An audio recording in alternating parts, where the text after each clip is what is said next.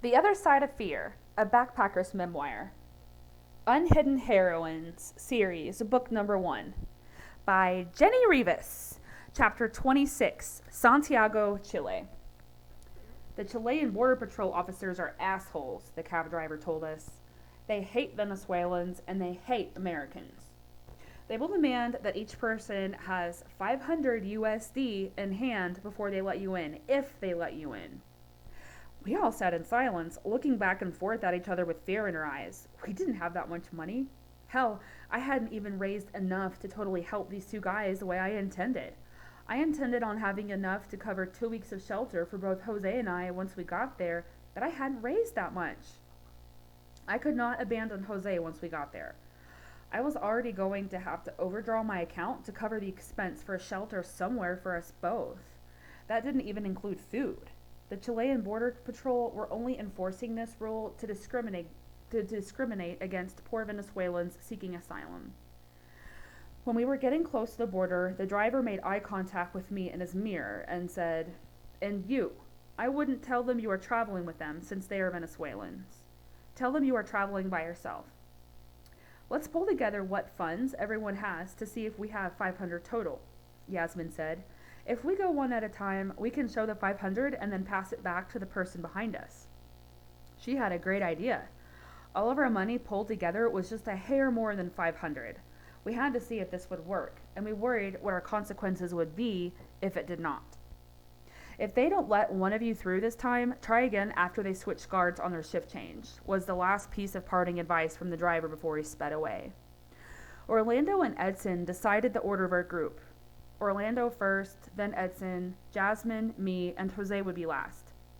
We lined up in order and stood there quietly observing what was going on through the immigration windows. They were turning away people left and right, and there were a lot of people ahead of us waiting their turn.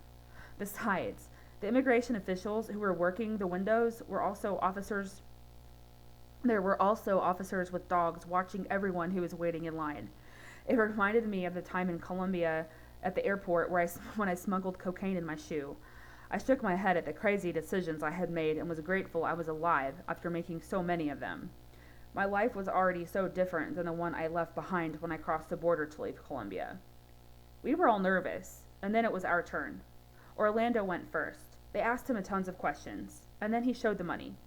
Finally, after a few more minutes of interrogation, they gave him the green light and called for the next person. Orlando slid over to the left and pretended to be organizing his documents. And as soon as Edson stepped up to the counter, Orlando passed the wad of money into Edson's hand. It all worked like a charm until it was Yasmin's turn. Orlando and Edson got through, but they did not give the green light to Yasmin. Edson and Yasmin stood there looking at each other wide-eyed. They had never been separated like this before, and here they were about to part ways with a border in between them. Yasmin slid to the right and pretended to organize her things, slipping the money into my hand as I stepped up to the counter. The wad fell from my nervous fingers and bills scattered all over the pavement in front of my feet. I handed the lady behind the window my passport and stooped down to scoop it all up with shaky hands. My heart was pounding. The lady officer behind the counter was very rude and asked me all kinds of questions. Why was I traveling? Why was I traveling alone? What did I do for income that allowed me to travel for so long outside of my country? What was my reason to come to Chile? Did I know anyone in Chile that would validate my stay there? What was the financial condition of my bank account?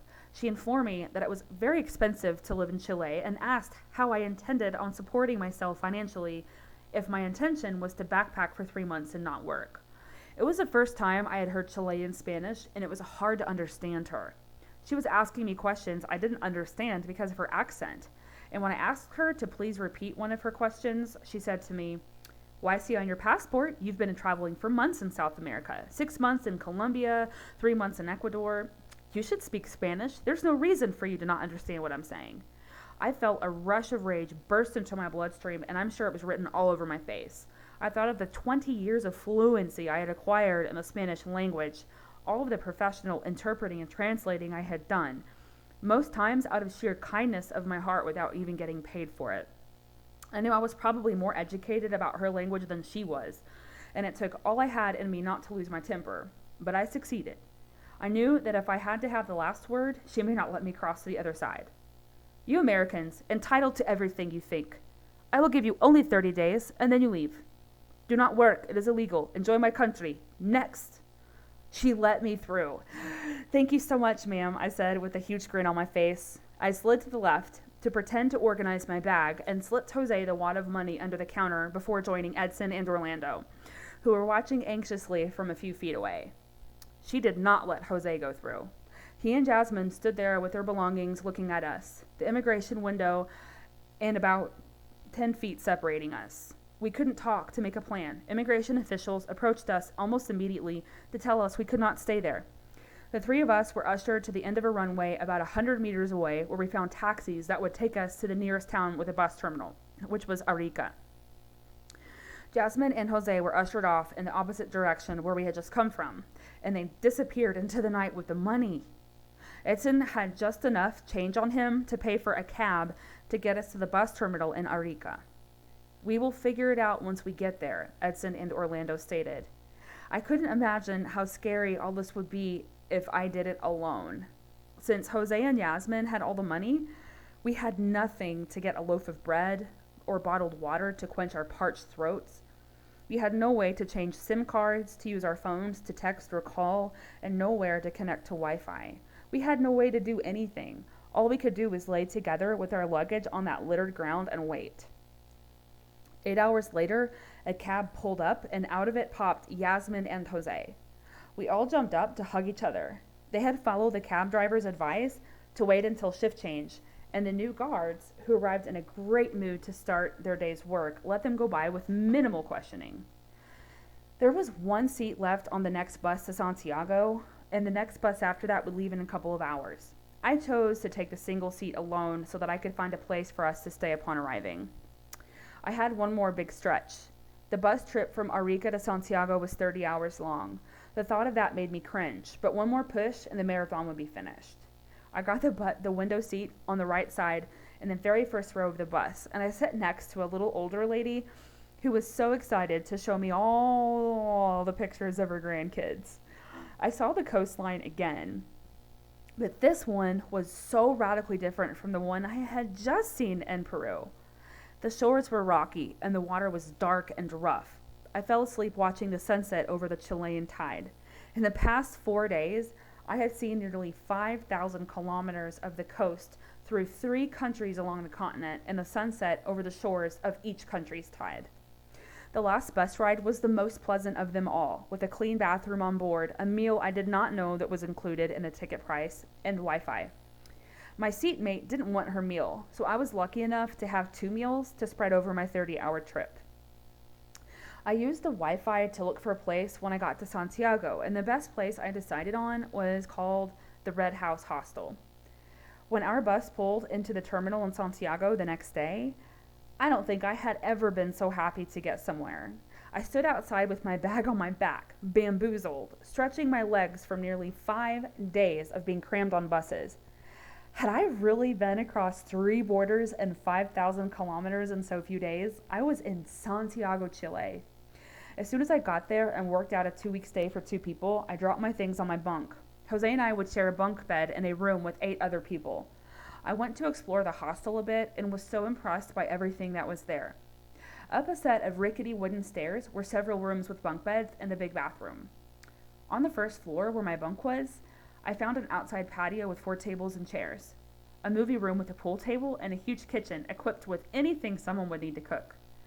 There were 3 more rooms full of bunk beds and 2 big bathrooms that we all shared, one for men and one for women.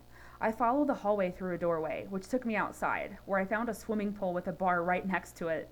The bar top was big enough for 6 stools, and behind it was a patio shaded with beautiful landscaping of trees, vibrant flowers, and trimmed hedges, with a ping pong table in the corner. This place was absolute paradise. I got a text from Jose saying that their bus had broken down, which held them back for 6 extra hours. I gave him the address for the hostel so that he would know how to find me once he finally made it. Jose got there late at night, and he was as ecstatic as I was about our new digs. We went to explore outside of our hostel a bit, and while we were eating hot dogs from a food cart, we had a serious talk. He told me that Orlando had been picked up by his friend and that Yasmin and Edson had made it to Conception, a coastal town where they would join their family who were already settled there. We had all made it safely. Then reality hit. I still had 6 weeks to finish Dr. D's projects, but I only had 5 days to finish my comprehensive exam for my department. I was very clear with Jose that for the next 5 days, I would be working on my final paper all day, every day while he looked for work. I could only use my time for this final paper because it determined whether I graduated with my master's at the end of the semester or not. So that was our first few days in Chile. I got up at 6 a.m. and had the whole hostel to myself every morning. Most of the people who were there were travelers, so they were usually up really late partying and woke up late. I took my things to an outside patio table to breathe in fresh early morning air while I wrote for my final. While I was working on my paper, the hostel kitty, Pantera, always hopped into my lap to purr, coaxing me through the pain of academic anguish. While I worked on my paper, Jose shared information about a job opportunity he had seen for me. One opportunity was with a company looking for an ESL teacher, which required the applicant to be a native speaker of English. I decided to use 30 minutes to update my resume and apply for the job during one of my breaks from my paper. I found out from the police there that the cranky immigration officer was wrong. In spite of her announcement that I was only given a 30-day allowance, the paper that she printed out and stuck on my passport gave 90 days on my tourist visa. I got called for an interview at the job teaching English, and the owner of the company said that even though a TEFL certificate and experience teaching were required, he thought I would be a good fit. He asked me to start immediately with the stipulation that I would have my certificate finished within a couple of weeks. I was relieved that I had followed my intuition about starting my TEFL certificate previously. I got my first official paid job teaching English, and I started the day after I turned in my final paper. Not only did this come in perfect timing financially, but it would expose me to a whole new world. The company was on the 7th floor of a fancy high-rise building with wide windows overlooking downtown Santiago. There were desks partitioned in rows of cubicles, each space with its own computer and headset. All I had to do was show up to work at my scheduled time and teach the classes I was assigned that day. All the teaching was done online, mostly in group situations with anywhere from 4 to 7 students attending, and the lesson plans were provided. My students were from countries all over the world, ranging from beginner's level to advanced level and proficiency level. Teaching was exhausting, especially on days I was scheduled 8 to 10 hours of classes, but I adjusted. At the end of my first week, I overheard the lady next to me talking to a student during a private lesson, and as she finished her class, I said, "That sounds like American English." She lit up and said, "Yeah, baby, Midland, Texas. I left there a year ago and I will never look back." We were friends immediately. We saw each other every day and often had a 2-hour break between shifts, during which we walked around together outside. We quickly discovered that we had a lot in common. The weather was getting colder as we were on the verge of transitioning to winter, and all I had was an oversized, thin, long-sleeved t-shirt that Hernan gifted me the last time I saw him in Medellin. I was always freezing. One day, Lisa asked me if that's all I had to keep warm. The next day, she brought me a maroon hoodie that said Harvard across the front of it. "I have a friend who teaches there," she said. "I have several warm coats, and he can send me another one." The universe provided exactly what I needed in the moment that I needed it. After a couple weeks, I finished my TEFL certificate, which released me from my probation period and opened up my schedule for students to book private lessons with me. My schedule was booked to the gills, and I rarely worked less than 50 hours a week. Every day, I was up at dawn for work and got home really late. It was getting hard to juggle my crazy schedule while living at the hostel and sharing a room with so many people. They often scheduled me for 4 hours early in the morning, then a 4-hour break, and then booked again for 6 to 8 classes in a row until 11 p.m. Navigating the subway system was already a huge stretch outside of my comfort zone, but to do it during morning rush hour with crowds of people pushing and shoving for a spot, and then doing it again so late at night made my routine even more difficult. My first paycheck would only be a partial one, and it was time to figure out more rent at the hostel. Jose knew he would be on his own, and luckily, the owners of the hostel let him volunteer at the reception desk in exchange for rent. I brainstormed where to go because I didn't have money yet and I didn't want to keep staying at that hostel. In our office at work, there was a spare room tucked down the hall around a corner, and I had heard the owner talk to his staff members about how frustrated he was that a paint crew was going to take a month to finish their work in there. I had the crazy idea that I could sneak in there after my late class, hide until everyone left the office, and sleep there until I got my paycheck the following week. I'm already here early in the morning and late at night. No one will even know, I thought. I noticed a big gym that was 2 blocks away from my office building, so I went in there one day acting interested in a membership. The owner gave me a free 1-week pass, which I fully intended to use so that I could lock my bag up in a locker and shower every day between work shifts. The next day, I found myself on the subway with all my gear piled on my back, and nobody even noticed when I walked into the locker room with it all. At night, when my last class finished at 11, I hid until the office was locked up at 11:30, then pulled all the bean bags from the break room into my new cozy nook. I slept better on those nights than I had slept at my noisy hostel, sharing a room with so many people. So grateful to be wrapped up in that cozy Harvard hoodie. My plan worked like a charm until the owner found out. If I were interested in running a hospitality service, I would be in that business, he sternly told me. But I run an online teaching company. If I find out that you do this again, you'll be banned from stepping foot on our office floor. Is that understood? The party was over. I asked for an advance on my paycheck so that I could pay rent somewhere close, and he said no. On my lunch break that day, I asked the gym owner if he knew anyone who worked out at that gym looking for someone to rent a room. He said yes, and in that moment, the gym member he knew happened to walk through the door. He took me to his apartment right then to see the room. His apartment was only 2 blocks away, right in front of my new subway stop, and the available room was beautiful. It had a queen-sized bed with a desk and a big window with an absolutely stunning view of downtown Santiago and the mountains in the background. I imagined what it would be like to live there and walk to the gym and work every day. While living in the hostel, it took me an hour each way on the subway, crammed between people to get to work. I want this place so bad, but there's no way he will waive the deposit, and no way he will let me wait to pay rent until I get paid. He doesn't know me, and I have no references here, were all of my thoughts. I figured if I didn't ask him, the answer would definitely be no, and I believe in miracles. What would happen if I did ask him and he said yes? I don't get paid until the first week of the month. I can't pay you anything until then, and I can't pay you for a month's rent and a full deposit, or else I'll be totally broke again for a whole month until my next paycheck. I literally have no money to put in your hand right now, but I am working a lot of hours and will have money as soon as I get my check. I literally need to move in after work tonight because I have nowhere else to go. He studied me, looking really deeply into my eyes, and I let him. He stuck out his hand. Deal. I have never done this before, but something about you is different, and I can see it. Full month's rent when you get your paycheck, and I will let you pay your deposit in 3 payments. Oh, I wanted to jump up and down. I was so relieved. He gave me the key and followed me back to the room. He said he would be happy to bring my backpacker's bag back home when he finished working out. When I got home from work that night, I walked in the front door to homemade pizza. He said he always made homemade pizza for his new tenant on their first night. He popped the top of a bottle of imported red wine, and we kicked off my first night in my new home.